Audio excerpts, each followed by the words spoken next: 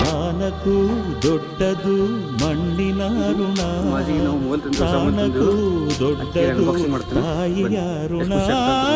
ಅಮ್ಮಯ್ಯ ಅಮ್ಮಯ್ಯ ಬಾರೆ ಅಕ್ಕರೆ ಸಕ್ಕರೆ ತಾರೆ, ಮಕ್ಕಳ ಬಾಯಿಗೆ ಮಕ್ಕಳ ಬಾಳಿಗೆ.